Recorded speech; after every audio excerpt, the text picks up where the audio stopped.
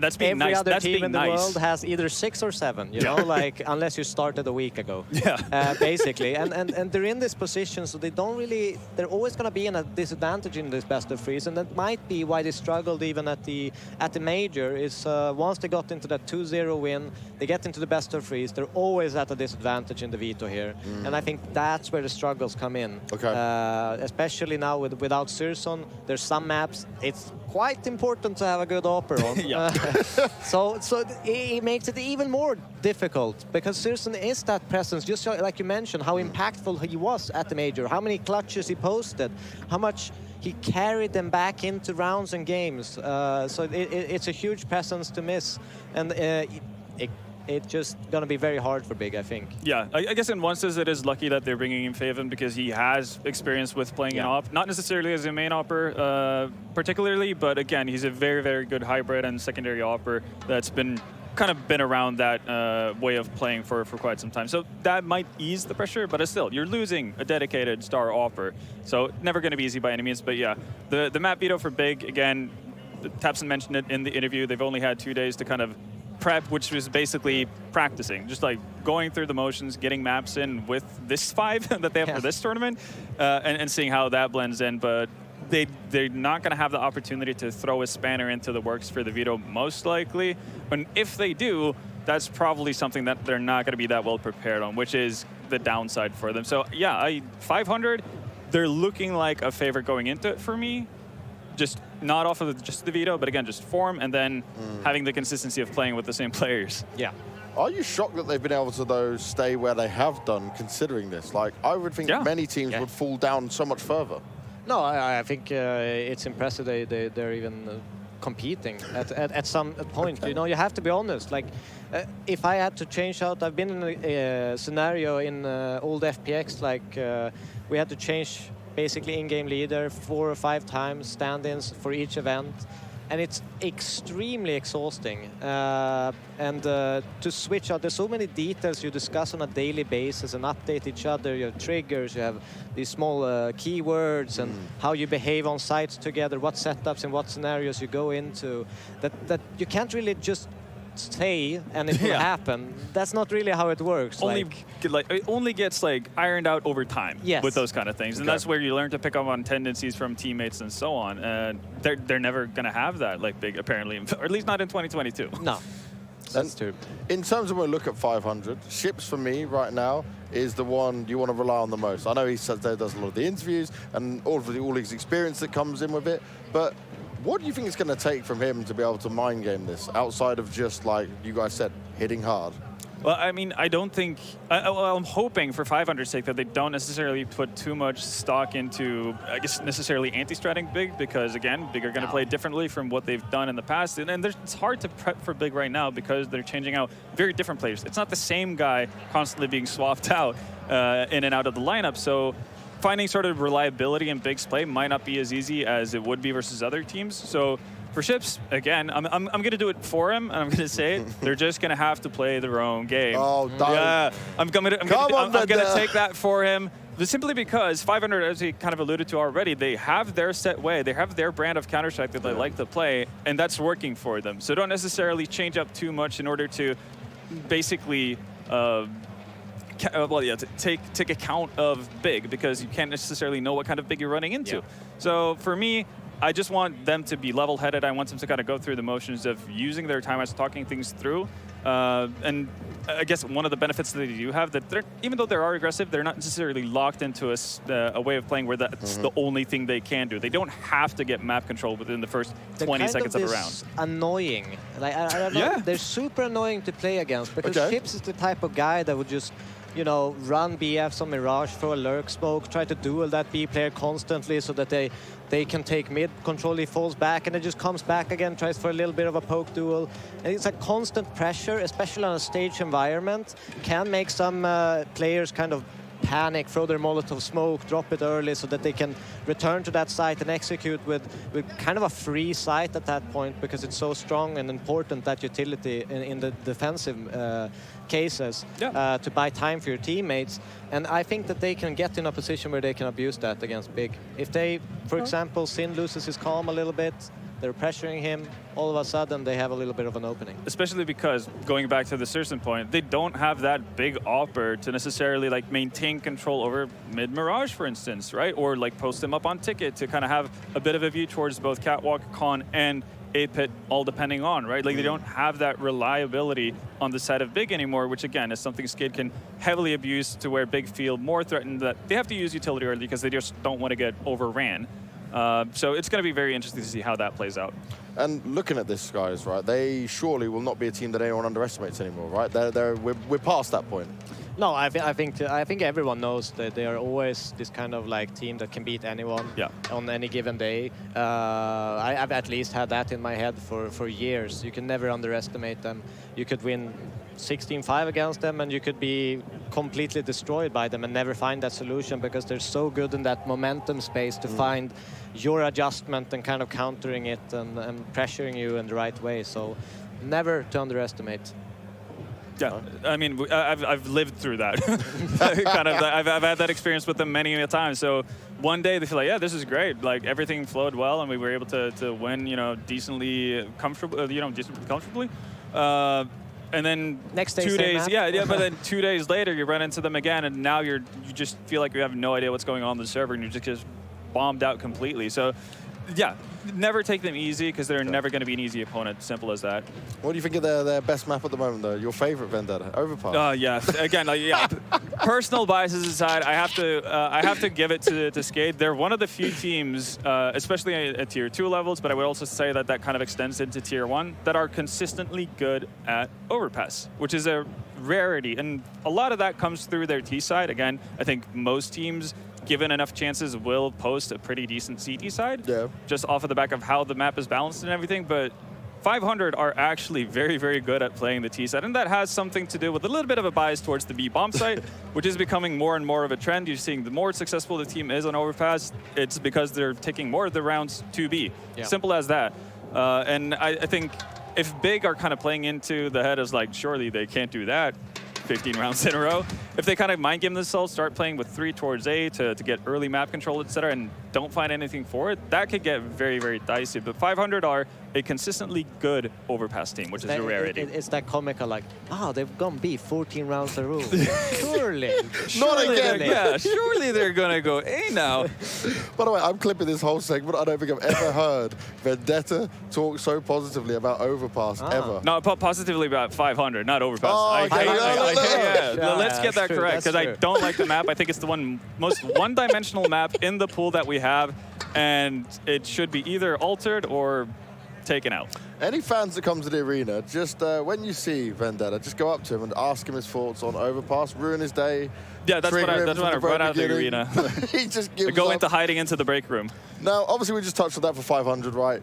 For Big, we always know, Dust 2. Yeah. But that is a map that will benefit 500 as well. Yep. And you already touched on it. Sirius not being there on a map like Dust 2 at the Orb, I can be very worried for Big, just thinking about this, how it could go down. So can they move away from it?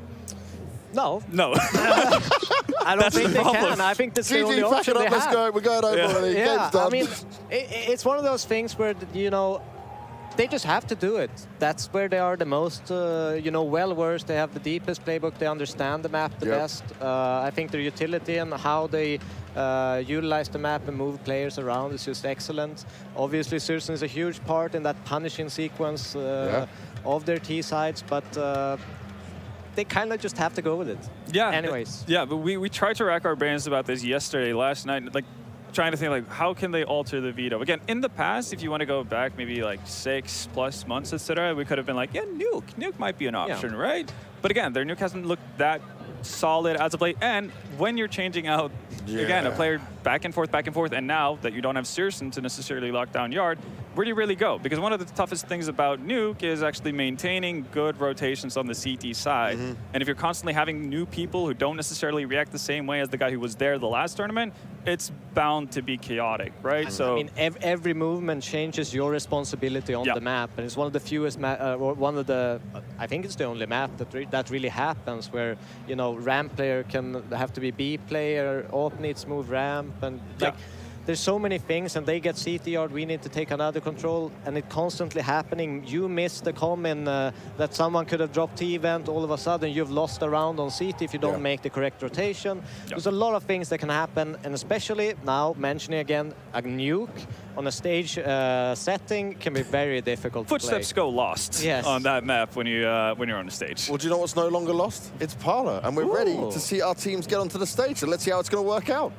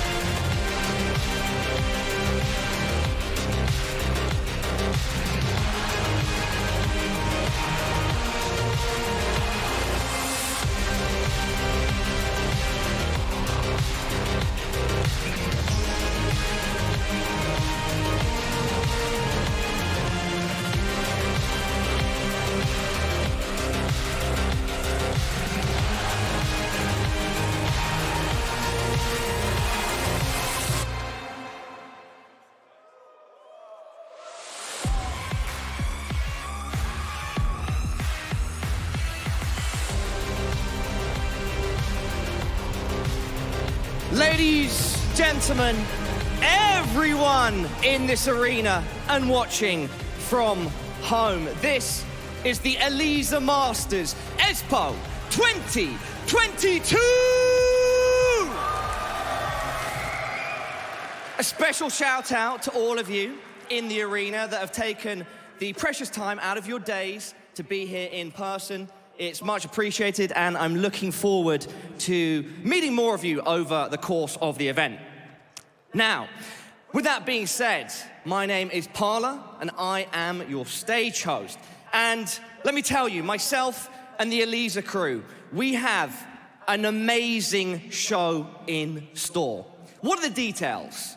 We have 6 teams remaining, ready to battle it out for the lion's share of $200,000, and it will all be coming to you live from here, the Espoo Metro Arena, nestled in the wonderful country of Finland. Are you ready? Okay, everybody, it's time for our first quarter final, and it's time to introduce our first competitors. They are an underdog team in their first deep tournament run at an S-tier event. Everybody, put your hands together for 500!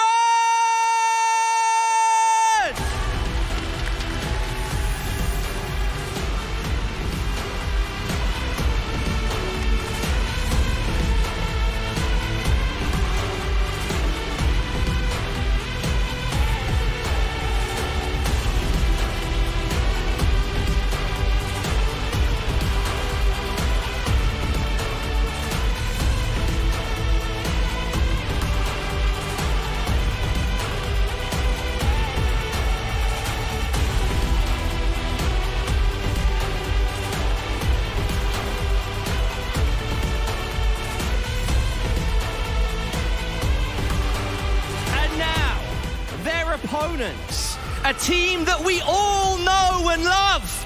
They are the best that Germany has to offer. Everybody, give it up for Big!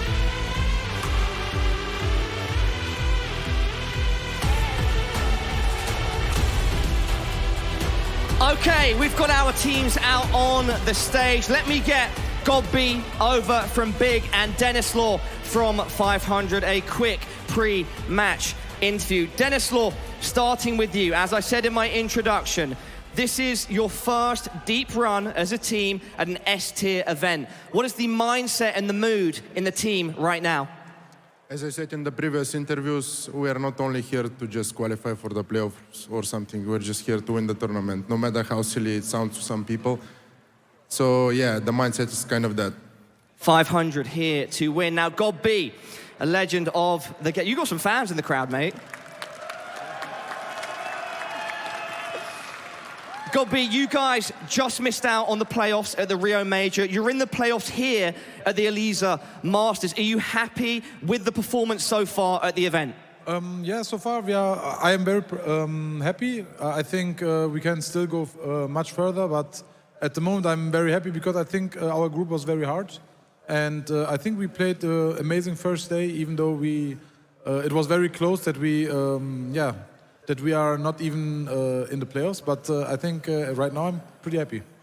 Okay, now 2 more questions. The first of which to both of you. What would it mean to win the Elisa Masters Espoo 2022? I mean, of course it will mean a lot of us. I mean, we're a new team playing on our first LAN together. And for some of us, it's like the biggest stage. So it will mean a lot, of course. And God B? It was for us very hard this year because we always needed to play with stand-in and all this situation, also on this tournament. But it is our last tournament in this year, at least offline. So I know that it will mean a lot to us because we know that we can turn everything around next year as well. So it would mean a lot also in front of the Finnish crowd. They're always good to us, so it would mean a lot.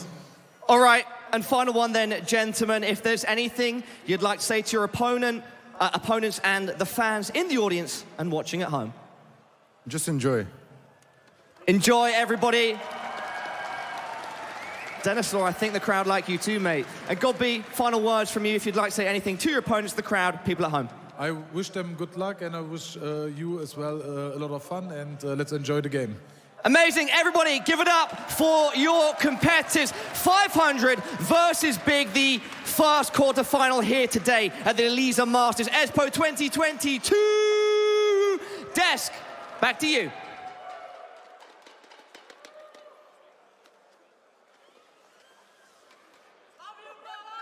Just enjoy. Yeah. We're just back. There you go. There we are. I started a bit too early. We were having a little chat to ourselves. Getting excited. I was getting excited, you know. That was a nice intro for these teams. You see how much it means to 500. And Denislaw, you know, just enjoy. Because he's here to enjoy. Just that straight cold confidence. Yeah, but I like the confidence as well. It's like, yeah, it might sound silly. It might sound silly to some, but we're not here just to qualify for the playoffs. We're here to win. Yeah. We're here to win the entire thing. And the way they've been playing in the group stage, I wouldn't put it past them to actually have the potential to do so, which might sound crazy to a lot of people who maybe just have come off of Rio. Especially in the start of the tournament. Yeah. A lot of people wouldn't say that, but yeah. Absolutely. So again, I like 500 as team. I like their mindset going into it, and it feels like they're, you know, adjusting pretty well with the new lineup on LAN as well. He said it. This is going to be the biggest stage for some of the players that they've ever been on. So again, hopefully they manage to keep their nerves in check. But if they do, and if they play their normal game in that sense, I think they could do a lot of damage. It's one of these signs, you know, going into a tournament, you don't necessarily need to look the best, as long as you're constantly growing into the pace of the tournament. And like we see a lot of like major winners and other winners of other tournaments, they kind of have a rough start, but they kind of get the groove, they get the hold of it, and you know, get that ability to find these creative solutions and be more relaxed and calm in these pressures and play without anything to lose, which, you know, I like that presence. He looked very calm, Denislaw. Ice cold AWPer. Yeah. Ice cold AWPer, not shook by the stage at all. No. And Gob there, saying very positively about the team. Look, I'm happy with what we achieved so far because, again, we kept talking about their problems, and at least Gob's looking at it as like, okay, look, potential last tournament of the year, at least the last LAN tournament for him. Let's see what we can do. Let's do the best we can, and then hopefully work on the rebuild from here. It's the right approach. I mean, you can't really do anything else. Otherwise, you would be, you know, very deep down in your confidence if you're gonna, you know, judge this in the same way like any other year when they had the full 5 players. Because honestly, they're kind of in the same space that they were with the previous lineups ranking-wise with this standing situation. So it shows even like looking long-term for the lineup, it looks very, very healthy for them going into the next year. If they can produce this with so many issues coming in, imagine without them. Yeah, absolutely. And I think it's a nice way to phrase it. Like, again, they're obviously looking to win here. If they could do that, that would actually be a nice way to cap off the year for them in many ways. Like, even with all the issues we've had, we've still managed to look competitive. We've managed to win a tournament to end it all. That gives you like a boost of confidence going into 2023. And I don't think there's any doubt that we're obviously going to see big around next year as well. Even stronger potentially than what we did in 2022. Yes, for sure, they're a household name when it comes to Counter-Strike. But you picked out a couple of names, boys, for us to look at our players to watch. So yeah, give me the breakdown on this. Why did we choose these two players? What's the theory behind it? So obviously we have Faven, who we kind of predict is going to kind of try to take over that Searson role, which is done in previous maps in the tournament. And then on the other side, you have Ships, who we talked a little bit about previously. Yep. I think he's one of like the most annoying players to play against. I love how Devil describes so many people as annoying. Yeah, it's really annoying when you get that constant pressure, never get the time to breathe or think or help your teammates or strategize or you know, link up together, because you're in constant pressure, need help all the time, which is really hard to play against. Easier in an online environment to play against, but on LAN it can be extremely annoying and hard to find solutions for. And also one of the things that is unique with Chips is the fact that he is the in-game leader, and he's still one of the I guess the most consistent fraggers on the side of 500. So he does fall into that category of in-game leaders who can actually frag. And on certain maps, if you look into like Overpass specifically, that's kind of his home domain. That's where he really does his best work. He can shut down most teams, honestly, if he has a good day over towards that A bomb site. And for Faven, obviously, you alluded to it, he's going to have to pick up a lot of weight that's been kind of left off since Searson's not here at the event.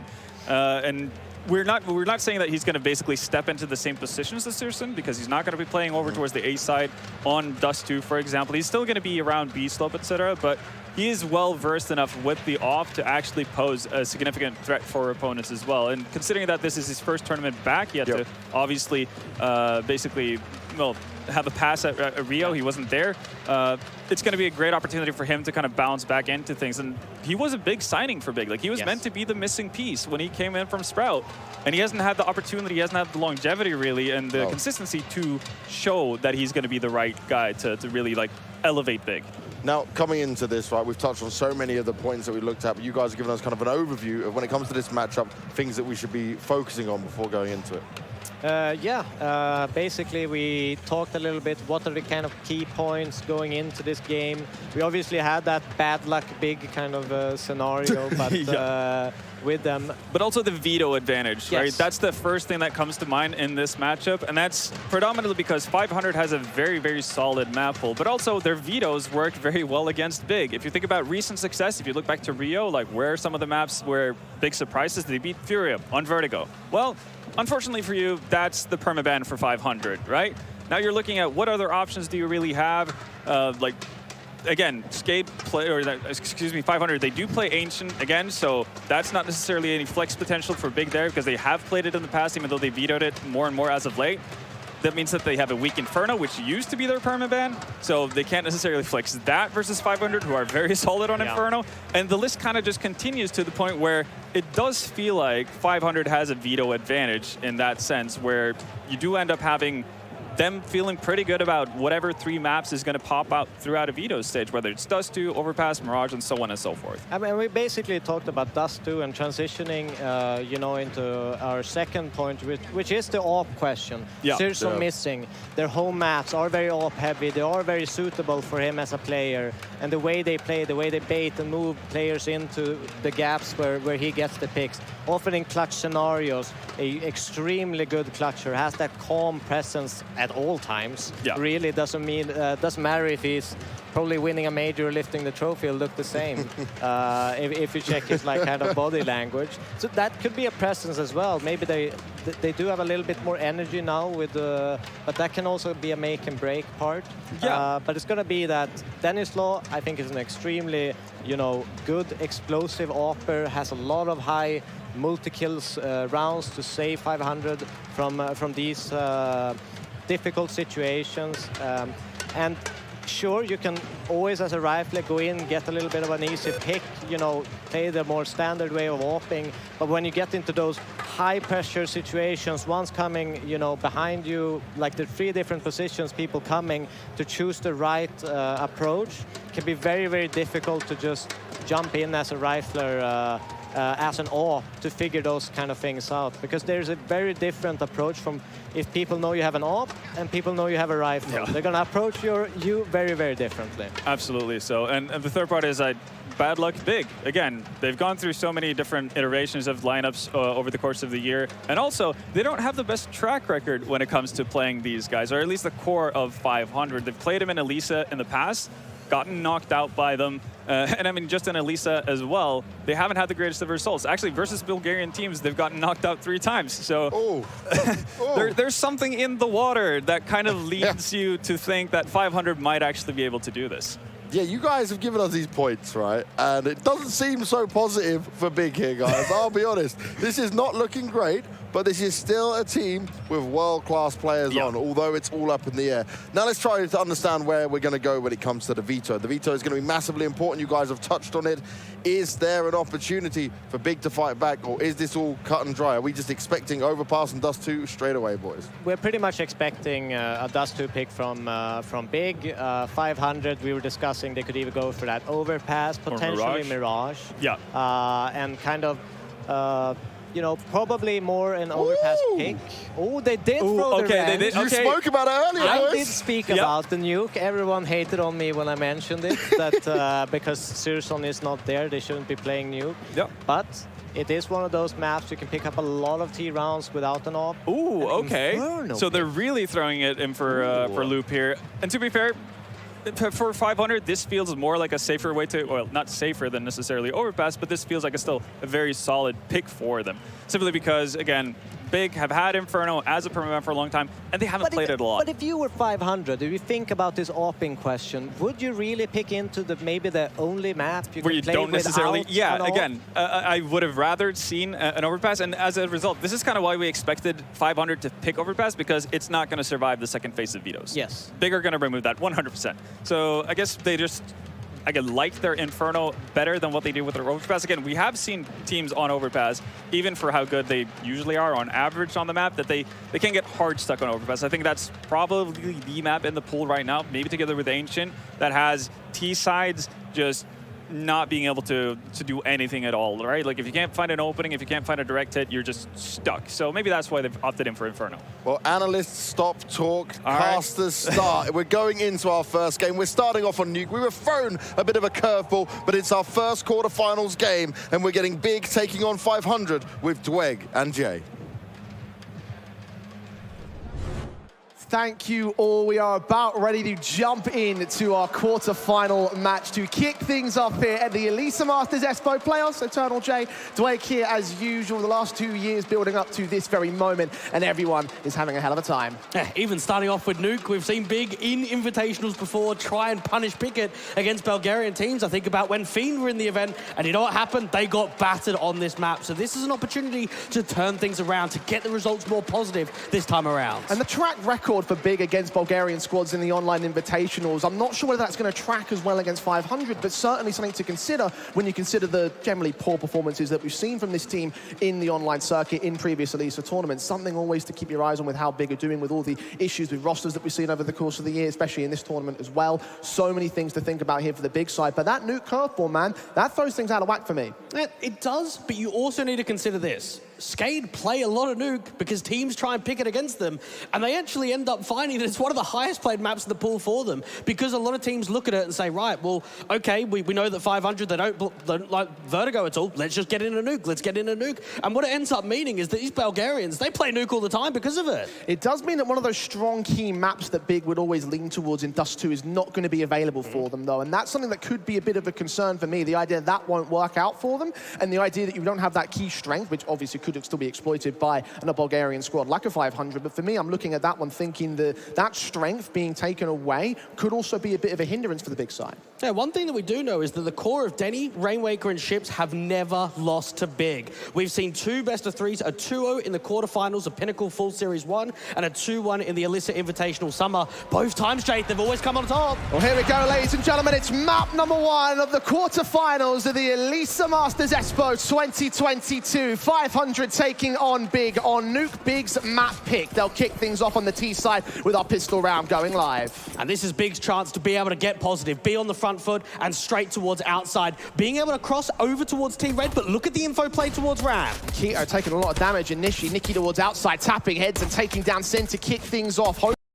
Taking down Sen to kick things off, hoping for a little bit more as well, but they've made so much progress towards the outer yard. He needs some backup, and it comes here in Denny's Law. 3 versus 5, couple trades back from Tabson though, getting a double of his own, right? Nicky continues to get the frags together, and Ship's also coming with one of his own. Keto now 1 on 3, left to try and pick up a pistol, but gets caught off looking the wrong way as Nicky closes the pistol victory. Big man Nicky Doctor coming up with a 3K. Get this right, Jay. Last time Nicky was at an international event, it was in Finland 2 years ago. He's back here and he's looking for success with a brand new roster of 500. And this brand new roster, as they mentioned a little bit a moment ago on the interview, right? First LAN ever, high pressure environment for them on the big stage in the arena. You wonder how for the newer elements of this roster, how that will impact their own style of game, whether there'll be any lack of confidence or any key mistakes to make. For now, so far so good. Only a round in, of course, so plenty of time for that to change. But for the big side, of course, just down to the Glocks for the time being. I would keep an eye out for Rainwaker and Ships on this map. 18 maps played the last 3 months when it comes to Nuke. They're always the 2 highest rated players, always the 2 individuals that can turn a map on its head. And the defaults are set in passive for the time being. Big don't have a lot of firepower, so they want to play this as carefully as possible. But even then, the likelihood of these Glocks getting much out of this round, pretty low at this stage, especially point-blank range against Ships and Denny. Catching the first, second, probably the third kill as well, running out of ammo there, but the squeaky door can also get closed up for a little bit more cover. Ships still gets his kill. Keto and Tabson, Keto and Father rather, do get a couple picks back, but nothing major for the big side there. A 2-0 start coming through from the Bulgarians. Now it's going to be the opening rifle round. And this is going to be the test to see what is Big going to be like. 2 wins and 6 losses in the last 3 months of Nuke. It's one of their least picked maps. It's actually 3rd out of the ranking of Dust2, Mirage, and then Nuke. It's a curious buy, though. No rifles coming in for Big. They're going Mac 10s and Tech 9s, and Galil coming in for Keto. More of a half invest here. Yeah, very interesting, but it's not uncharacteristic. We know that Big do have these half a buys to give themselves as much of a push as possible when it comes to the rifle round and pace out of the hub. Yeah, Father first man in, Mac 10 adjusted to by the MP9. Patrick does pick up the casualty, looking for a double, but Crimbo catches him in return frag, so a 4 on 4. Heavy damage to stay on the T side. It's where they can deny the bomb for going down. Sin's just been able to get a drive-by with the Tech 9. Wasting 0 time with that headshot. The advantage sits for Big for now. Bomb plant and all. Do 500 go for this? Oh, 100% they do. They've got 2 incendiaries. It's all about whether a kill presents itself. You're saying that, and they're backing off. So probably not to be the case. Hold on to the rifles here, overwhelmed by Mac 10s and Tech 9s. Yeah, this will be the opening round for Big. And this is slapping the LAN experience, right? The idea that for 500, there hasn't been much at all. Even Patrick, this is his first international LAN event. We've only seen him play in local Bulgarian ones. Nicky going to focus towards the outside, get one more exit against Tabson, try and make it somewhat expensive. But it was a half investment, so expense might not matter to the Big side. They've stolen one back.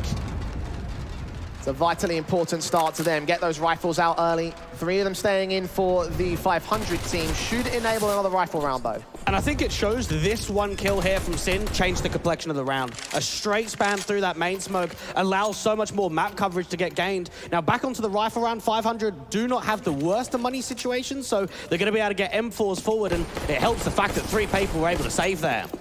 No AWPs as of yet. That'll be an important factor in the mid and late game. Smokes towards the outside control. They have 1 CT player trying to aggress forward of it. Nicky making moves, but no one to challenge him on the Big side. It's a good spot for info, spotting absolutely nothing towards the back of T-Red. You've got Keto up here towards a hut control. This is indicating another upper split.